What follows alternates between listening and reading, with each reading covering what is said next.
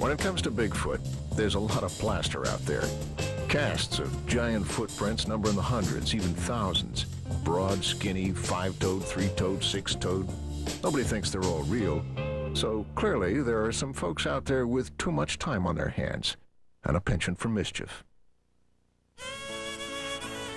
When it comes to Bigfoot mischief, sometimes someone spills the beans. And in 2001, a story came out of Washington's Cascade Mountains that caused a huge uproar in the Bigfoot community. It was the story of Ray Wallace. Ray was apparently a serial planter of Bigfoot tracks, dating back to the 50s when he and his family lived in Northern California. The tracks that kicked off the Bigfoot craze in 1958 were discovered on one of his construction sites, and apparently this was no coincidence. As their story goes, Ray and his family moved from job to job up and down the Northwest, and the suspicious tracks followed them wherever they went. Don Buswell was one of Ray's close friends and confidants. Just a matter of making tracks and letting people discover them is what it boiled down to, and it was pretty effective.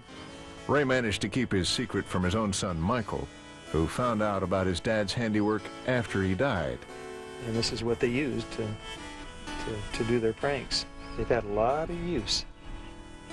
Ray's wife, Elna, put up with his hobby for over 50 years. I told him it was all right to do that, but I said, you might get in trouble. He said, oh, I'm not going to get in trouble. Ray's younger cousin, Dale Lee, was in the loop.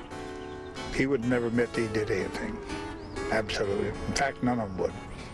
There was a lot of other guys that worked with Dad, and they were involved, you know, in making prints. I mean, he was full of it. There ain't no doubt about that. And that's the same way he did with Bigfoot. He was just constantly doing something when he had the chance, you know.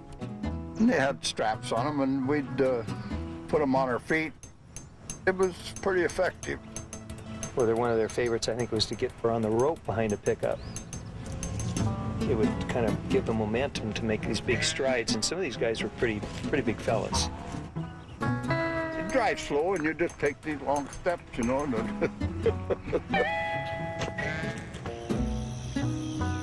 Dad had all kinds of casts. He had good ones, he had bad ones. I mean, just like any artist.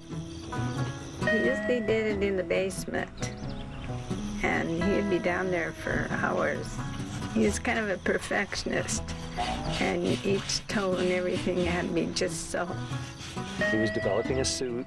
You know, he was working on a suit. He had Mom in one once, and she was.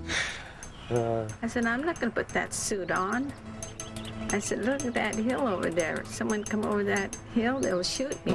He went as far as he could possibly go, and figured on going a lot further if he hadn't have got sick.